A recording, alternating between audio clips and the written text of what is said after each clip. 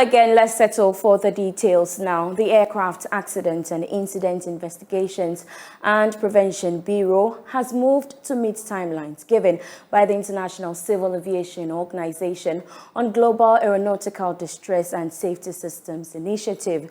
The Bureau, as a result, has engaged the services of a flight sciences company, Star Navigation Group Limited, to integrate an in-flight safety monitoring system to digitize the country's aviation safety checks. That's more in the following report.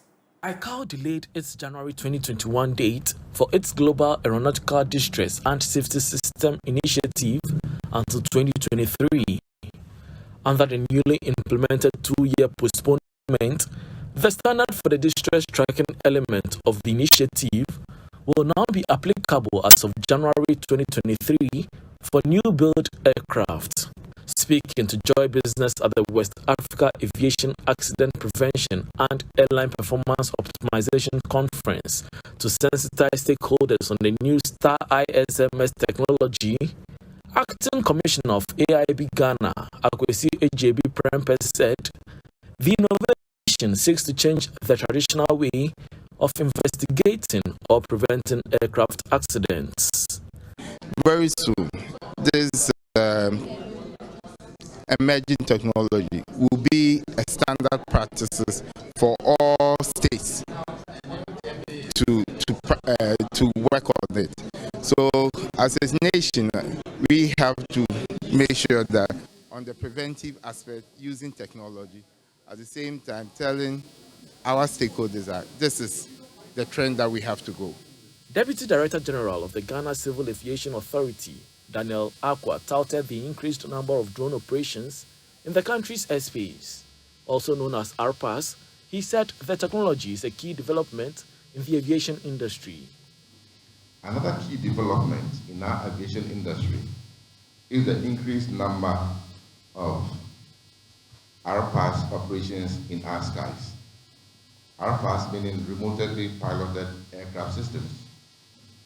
The Ghana Civil Aviation Authority has developed the Technical Directive Part 28 and associated guidance materials to provide direction in RPAS operations in Ghana to ensure a safe, harmonized, and sustainable operations.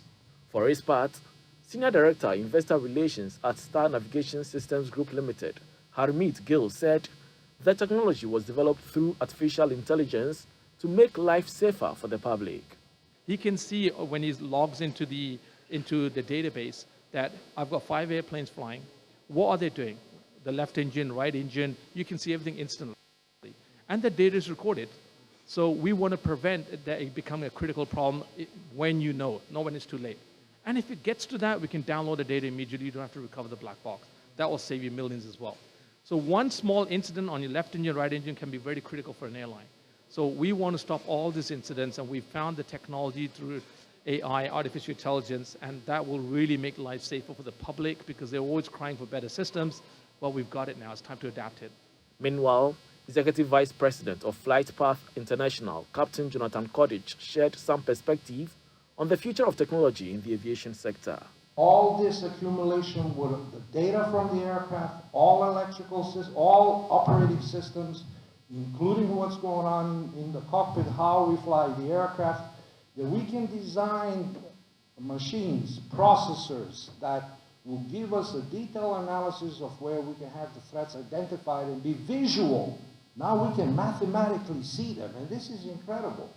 And now the artificial intelligence will come in, basically will tell us, if you fly in that thunderstorm, your wing's gonna fall apart.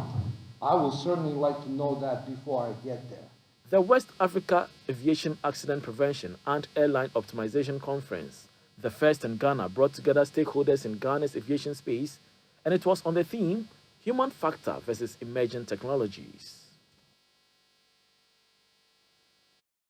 Now, a business transformation consultant, Ebo Richardson, has dispelled the notion that increased investment in technology will make humans redundant.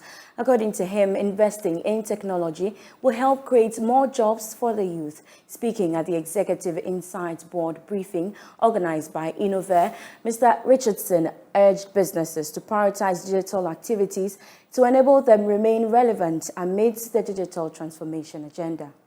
Cybercrime has become more prevalent because most growing businesses are averse to investing in technology because they feel humans will soon be replaced by robots. In view of this, business transformation consultant Ebo Richardson is urging organizations to rather invest heavily in technology as well as secure it to protect the cyberspace they operate in. What we have seen, what the data has shown also, is that when technology comes in, it does take some of the more easily automated jobs away, but it creates other opportunities. And I read in a study a few months ago that when we have lost jobs because of technology, we have created 4 times as many jobs in other ways because of the same technology. So I think it's not a straightforward thing. But a singularity, that point in time where computer intelligence will outstrip human intelligence. They are putting it to somewhere mid 2040s. You can simulate intelligence, you can create artificial intelligence that is smarter, in quotes, than human intelligence, but you can never create consciousness, the soul, as it were.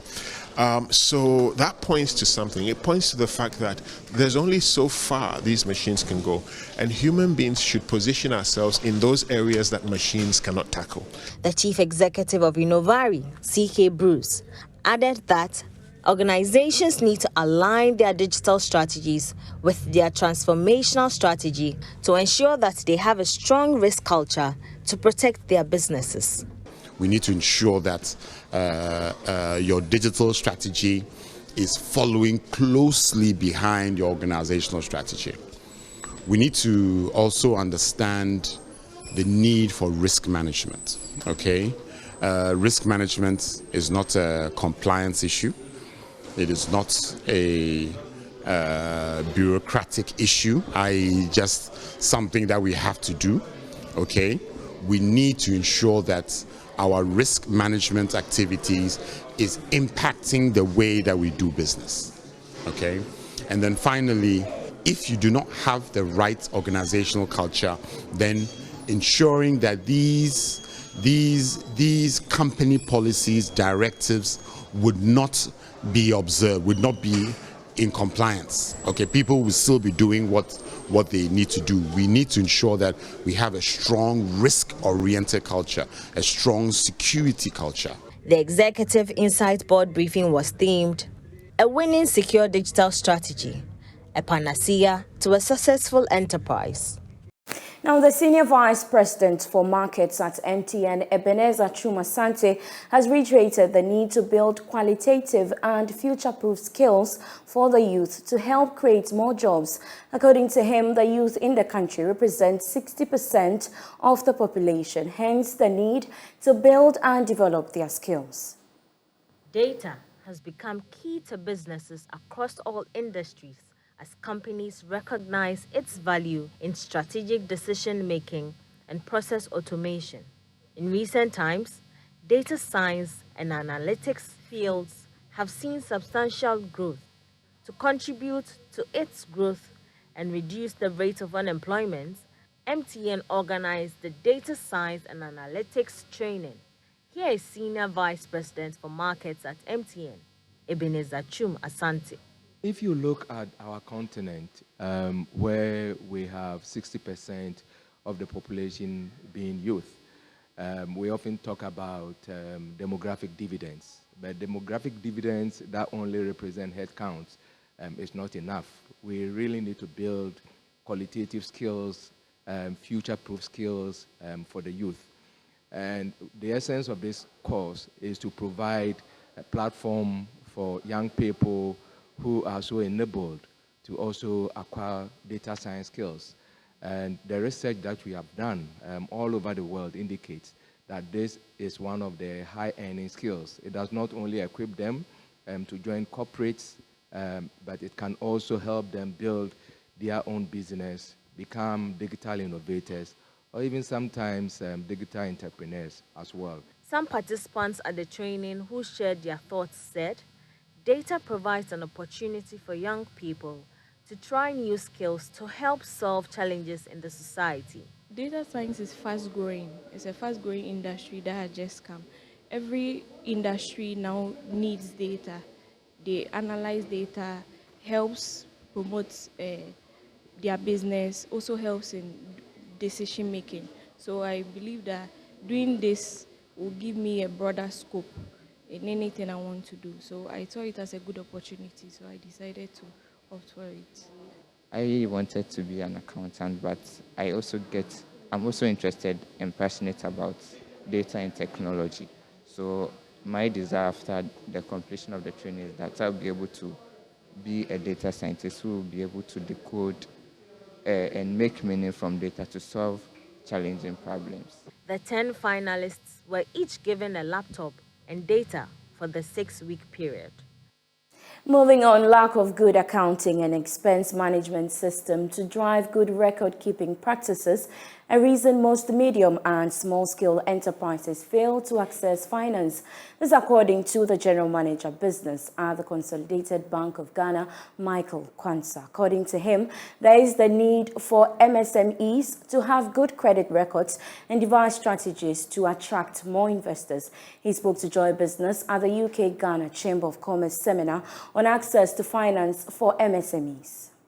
According to Michael Kwanzaa, keeping business records support transparency by documenting and providing evidence of work activities and by making them available to the public. He explained that this support quality program and help meet organizational goals. We are aware that this is an area that is very important in the economy of Ghana, but access to financing has been a challenge for this category of customers, mainly because they don't maintain banking records and they don't maintain good financials. So one of the things we have sought to do is to help them create banking records and also build their financial or prepare their financials. When I say helping them to build banking records, what we have done is that the tabletop seller or the micro SME business in a container that will typically not take your cash to the bank. We have agents on the field that will go around and pick your cash into an account. By so doing, we will build a record of banking. Head of Financial Support Directorate at the Ghana Enterprise Agency, Eric Afum, said small businesses will continue to benefit from his outfit's technical advisory services. And due to the success of the GET CRG, we're given an additional funding to be disbursed to about 350 SMEs. And that has been started. We have started that the first batch have received their funds. Just yesterday, another batch of 135 SMEs also signed the agreement and will be receiving their funds very, very soon. We also have the Rural Enterprises Development Fund under the Rural Enterprises Project. You know, we are implementing the Rural Enterprises program, and this one is given to the rural banks for on-lending to MSMEs in the rural areas. Over 90% of business enterprises in the country are SMEs. They not only form around 80% of the total employment in the country, but also account for some 60% of the country's GDP. Now, the government is hoping to create more green and circular jobs through the National Green Job Strategy over its 5 years of implementation. Director of Monitoring and Evaluation at the Ministry of Employment and Labour Relations, Gloria Bortele-Noy, revealed that the ministry has taken receipt of a €17 million funding from the European Union to commence the new Pact for Jobs program in 2023 under the Green Policy. The policy aims at promoting green jobs through intersectoral linkages and cooperations. There's more in the following report.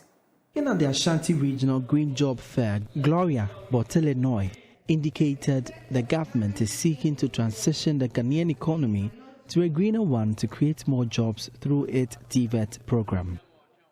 The effect of climate change is real, and we cannot continue to do business the same way. The ministry is therefore promoting the Green Jobs agenda, where we seek to create or facilitate the creation of jobs that do not pose any harm to the environment and contribute to the reduction of emissions. We hope that by this approach, we will support the green or gradual transition of the Ghanaian economy to one that is green and sustainable for generations to come. The International Labour Organization, ILO, estimates that the green and circular economy has a potential to create over 24 million jobs. The EU has allocated 17 million euros under the new Pact for Job programs to expand the green skills development component of the National Green Job Strategy. The Green Job Fair brought together over 500 job seekers, employers and exhibitors from the green and circular economy. Over 120 vacancies and opening were made available to qualified job applicants. Lawali Sada is the programs manager of the Green SNV project. Last year, in November, I think it was on 8th of November, here in Kumasi, the Green Project organized a similar event. And combined to the Takoradi one, no less than 1,300 opening has been provided by entrepreneurs and by 113 enterprises. So you see how the opportunity is big, because the youth are there, skills that have been supported by SNV in terms of skills development, business development, support, coaching, and so on. So they are ready, and entrepreneurs also were there last year. So it is a big opportunity, and I am sure that this time also it will be a very, very good opportunity for them. With hope of meeting their potential employer, scores of unemployed youth thronged the 2022 Ashanti Regional Green Job Fair. I want to stand and say this on behalf of all unemployed graduates in this country currently, that if the government is actually watching or listening to me, what I can plead is to establish a place like this for such program to be held, so that it will be able to help unemployment. The Green Regional Job Fair was held under the theme Green and Circular Economy, a sure way to creating decent and sustainable employment and jobs. For Joy News, Emmanuel Kweku reporting. And the Ghana National Gas Company is building the capacity of tertiary engineering students through its Gas Challenge, which seeks to bridge the gap between academia and the gas industry. Chairperson of the Gas Challenge Committee, Augustina Osei, believes the petroleum industry will be in capable hands, giving the hands-on practical exposure of the competing schools. She was speaking at the Zone 3 contest of the national competition held in Kumasi. According to Augustina Osei, students of the participating schools in the Gas Challenge are absorbed by the company and its internship program to gain insights and employable skills in the industry. You know, you quickly realize that even those professors and lecturers who are giving oil and gas and engineering related courses, they're not really abreast with the indigenous gas and its operations, and even the company as Ghana Gas. So we felt like we needed to bridge the gap between the academia and the industry. We also believe that there's a need for a capacity building and looking into the future, having young men and women to take over the baton in the very near future. I always give them opportunity for job, national service and internship. The Zone 3 contest of the GAS Challenge saw defending champions University of Mines and Technology compete with contenders from the University of Energy and Natural Resources and the Kumasi Technical University. The condensate team of the University of Mines and Technology cemented their campaign to defend the title after escaping defeat from the methanol and the LNG teams of KSTU and UNAIR respectively. The two-time champions beat the closest contender, the LNG team, by a 3-point margin, garnering 55 points at the end of the contest. I personally also was, but I trust them. They are very good. So I already knew that we had won. We're just waiting for the last question every day. Debutant, Kumasi Technical University, despite their loss, pulled an impressive performance as they led the contest by the end of the 4th round. They are promising a better performance next year. Okay, I would say that we are very sorry for disappointing them, but we know that we are going to come out better than this set next time. This year's GAS Challenge is held under the theme Embracing the Future Together, the indispensable role of GAS in facilitating socio-economic growth and development. For Joy News, Emmanuel Bright Kweku reporting. On that note, we end business here on Joy News Prime with me, Beverly Broom. For more news, you can log on to myjoyonline.com/business.